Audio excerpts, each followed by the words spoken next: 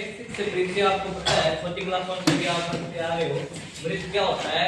किसी भी त्रिज्या से किसी भी बिंदु को केंद्र मानकर वृत्त खींचा जा सकता है। और त्रिज्या कितनी भी हो सकती है, 2, 4, 5, 6, 7, कितनी भी त्रिज्या लेकर हम वृत्त खींचा जा सकता है। और वृत्त से ग्राफ कैसे बनते हैं वो भी आपको एक दिन दिखाया था। दिखाया या नहीं दिखाया? ग्राफ कैसे बनते हैं, जैसे x² + y² बराबर 1, तो वो 1 सेंटीमीटर त्रिज्या का एक क्या बन गया? ग्राफ, जिसको हम कोस मोल से आसानी से बना सकते हैं। इसी वृत्त को प्रश्नावली में हमें क्या क्या पढ़ना है, तो वृत्त के इंपॉर्टेंट फार्मूला और नोट्स है वो आपके सामने है। जैसे अध्याय का नाम क्या है? वृत्त सर्कल, और प्रश्नावली नंबर कितनी है? ये 9।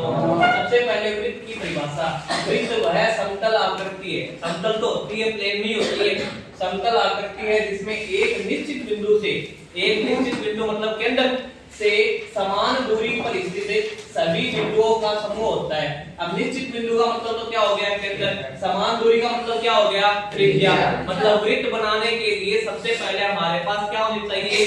दो चीज। पहली चीज तो क्या? पहली चीज क्या? दो चीज में पहली चीज हमारे पास क्या होना चाहिए?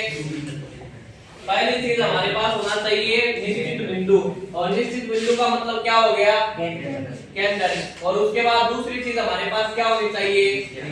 त्रिज्या। जैसे मैंने ये क्या बनाया? एक निश्चित बिंदु है और ये अपनी क्या होगी? निश्चित त्रिज्या। इससे क्या बन गया? एक वृत्त बन गया। ठीक है, तो इस प्रकार हम क्या बना सकते हैं? एक वृत्त बना सकते हैं। दो चीज होनी जरूरी है, पहला तो क्या? एक निश्चित बिंदु, दूसरी एक निश्चित त्रिज्या। अब वृत्त की दो चार क्या होते हैं? सूत्र होते हैं। पहला सूत्र तो क्या होता है? वृत्त की परिधि।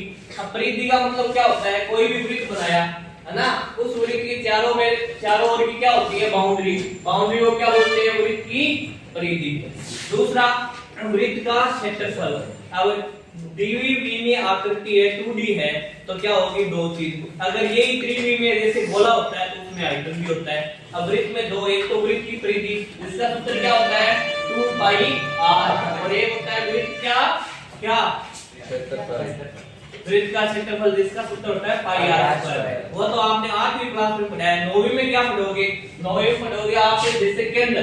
अब केंद्र क्या होता है? वृत्त का मध्य बिंदु। वृत्त का क्या होता है? मध्य बिंदु। मध्य बिंदु को क्या बोलते हैं? वृत्त का केंद्र। वृत्त का जो मध्य बिंदु होता है उसी को क्या बोलते हैं? वृत्त का केंद्र बोलते हैं। तो ये क्या हो गया? वृत्त का केंद्र हो गया। दूसरा आगे क्या बोल रहा है? वृत्त की त्रिज्या। केंद्र से वृत्त की परिधि तक की दूरी, केंद्र से लेकर वृत्त की परिधि तक की दूरी क्या होती है? वृत्त की त्रिज्या। आगे क्या बोला? वृत्त का व्यास, केंद्र से होकर जाने वाली सबसे बड़ी जीवा। अब मेन बात यहाँ पे आ गई, जीवा क्या होती है? जीवा होती है कोई भी वृत्त है, जैसे ये वृत्त है, इसको अगर मैं 20 से ऐसे काट दूं, अगर ये केंद्र से होकर जा रही है तो यही जीवा क्या कहलाएगी?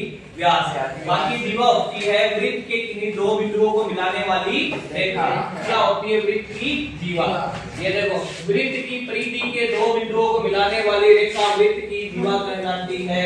ये जीवा की परिभाषा हो गई। आगे व्यास होता है, वो क्या होता है? त्रिज्या का दुगुना।